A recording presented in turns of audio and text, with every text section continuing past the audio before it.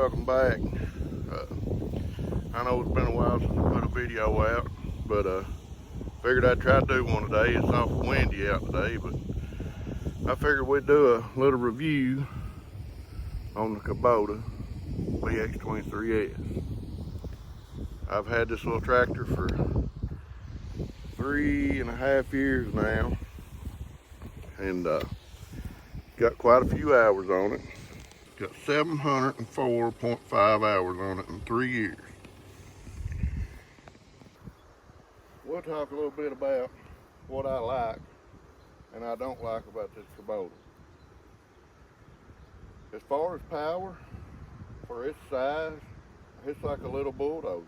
I mean, it'll do things that you wouldn't think that it would even start to do, but it accomplishes that task.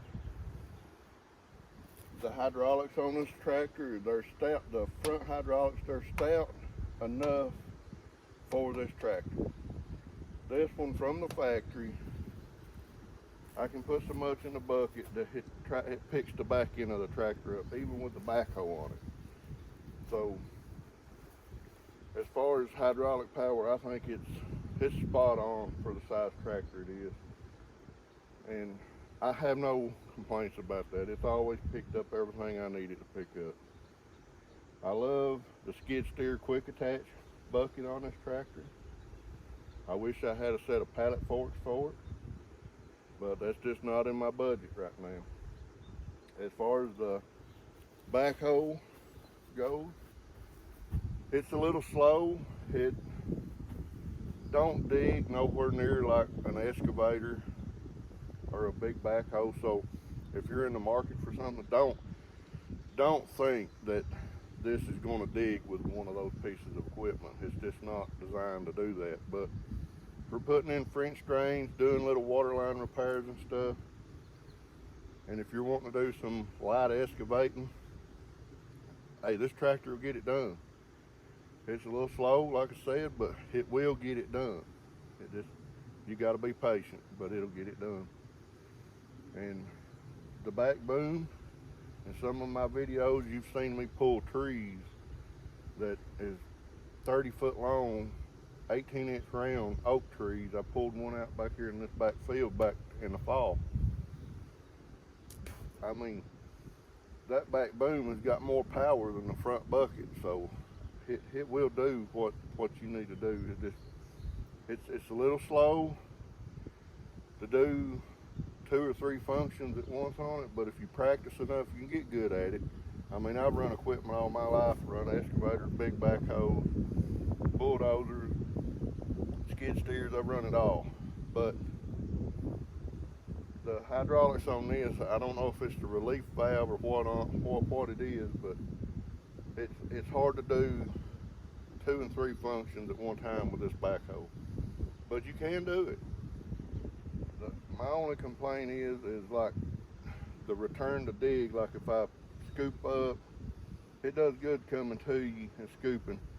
But like if I want to swing back around, extend my boom, roll my bucket, and go back down in the hole where I'm digging, it's slow at doing that. You're just about better off with this to act like you don't know what you're doing as far as running a piece of equipment and just be jerky with it, because it's actually faster if you're jerky with it. I don't know why, but it is.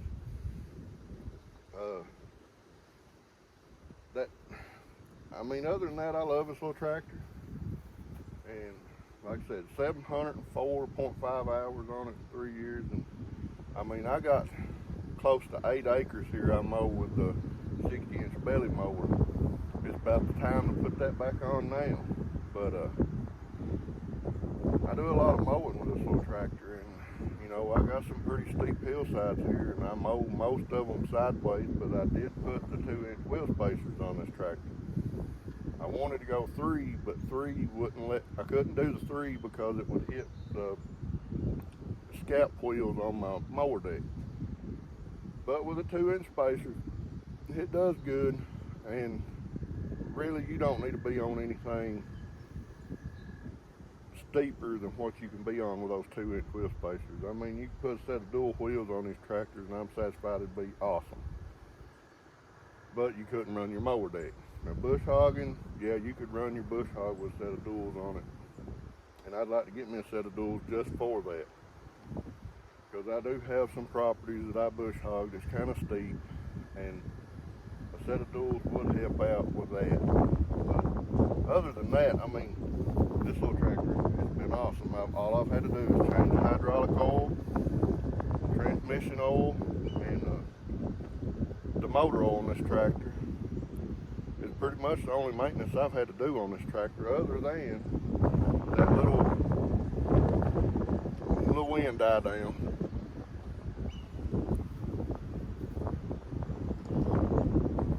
Sorry, folks.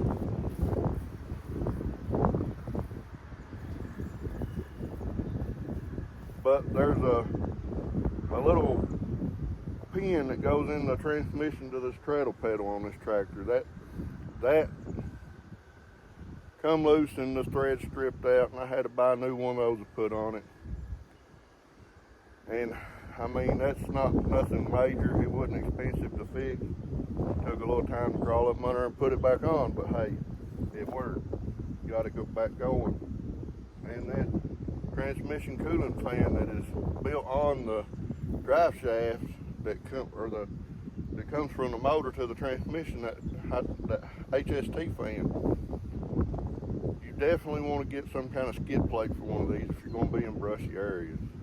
I don't have one, and I've learned to watch what I'm doing, because when I first got this, I didn't know about the HST fan. Well, I found out real quick one day when I was pushing some brush for a lady, and a stick come up under her and hit pow, pow, pow, pow, pow, and I mean, all of a sudden I see little pieces of white plastic go everywhere. But I found out that I had that HST fan. I replaced it. I have a video on how to replace that HST fan. It is a time-consuming job, but you can do it yourself. And again, it's not a costly repair to make if you break that HST fan. But my one and only major dislike about this tractor is these tires that they send on these tractors. I don't even know if a lawnmower has a 4-ply tire on it. But you would think that what you paid for one of these things, that it would come with at least an 8-ply tire on it. You run over a blackberry briar, and you're going to poke a hole in that tire. I put fluid in the back ones because they didn't do it from the factory. I went and had fluid put in them after I bought the tractor. That costed a little bit to have that done, but you want that ballast. If you buy one, have them put the beet juice in it from the factory when you buy it. But I filled mine up, put that ballast on there, and even with that ballast, this front loader still tries to pick the back of the tractor off the ground.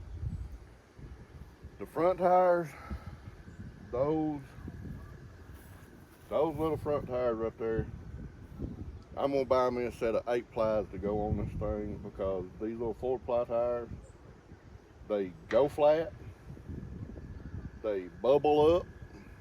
Like I said, you run over a briar, you're gonna flatten a tire, and it's ridiculous. That's my major dislike about this tractor, the tires that they send on it, because they're not thick enough to be doing tractory things. Okay, if you get what I'm saying, they're not made for tractory things. Mowing the grass, yeah.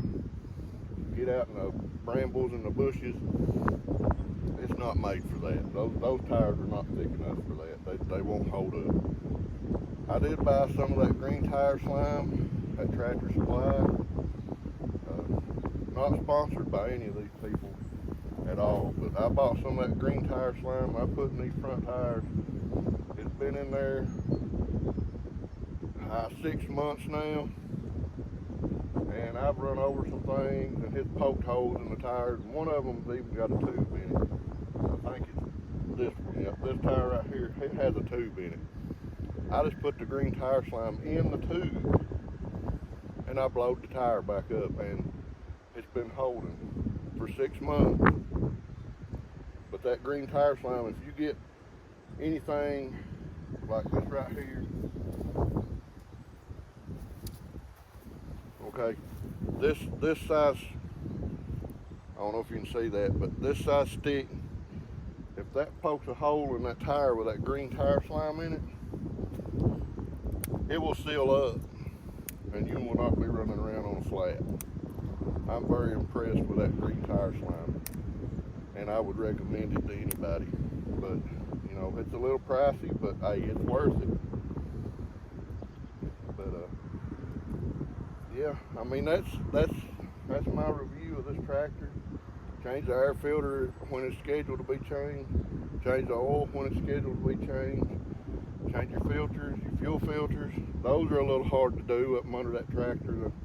I don't know why they put them up under the tractor that way, but they're rough to get off and rough to get on.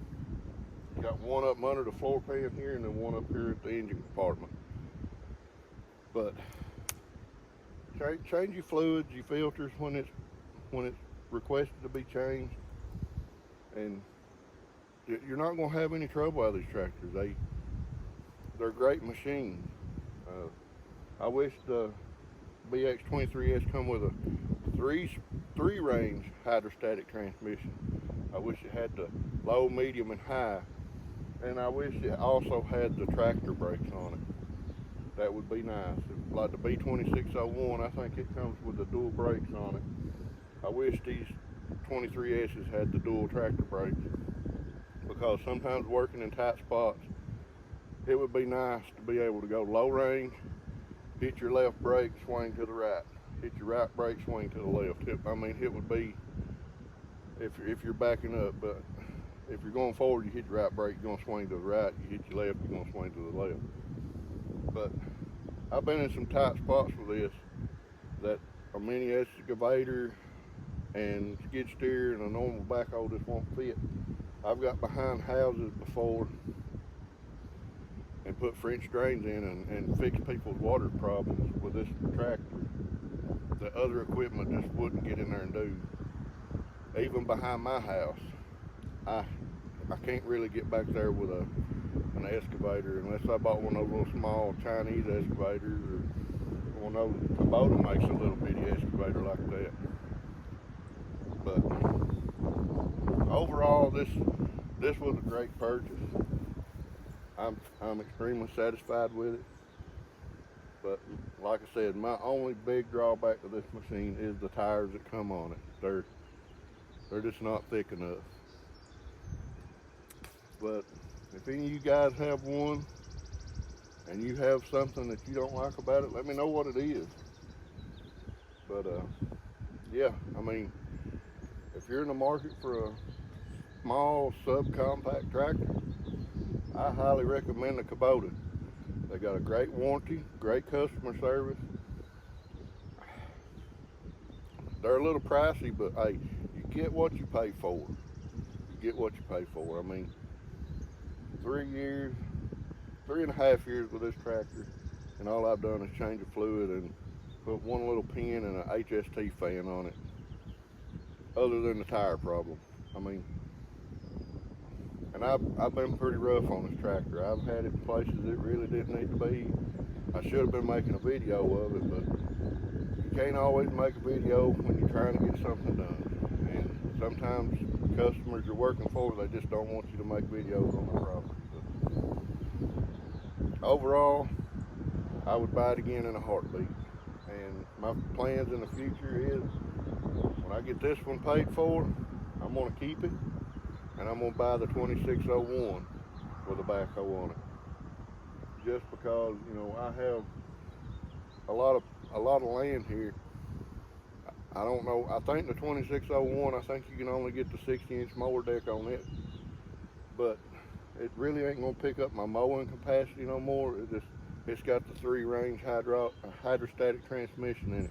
Low, medium, and high. And there's places where low's too slow, high's too fast. You just like to be in medium speed mowing. But overall, like I said, it's a great subcompact tractor. I would recommend one to anybody that's looking to buy one in the market.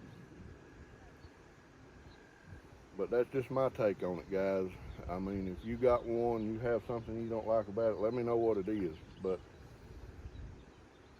And I wanted to talk about my canopy top here for a minute.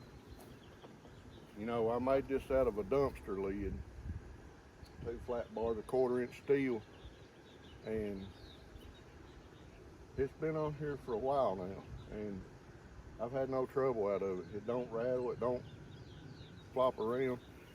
It keeps the little bit of rain and stuff that you might get in off of you, and it will block a little bit of the sun. But when you're mowing, it pulls the air right down on you. And I mean, it was a dumpster lid that was being thrown away. I picked it up. I bought 2 U-bolts, and I had the flat bars of steel. I bought 2 U-bolts and some 1/2 inch or 3/8 bolts. I drilled some holes and I bolted this thing up.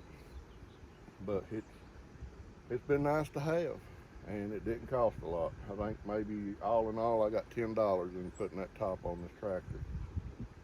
But yeah, just let me know what you think. If you got one, tell me what your thoughts is on it. Thanks for tuning in.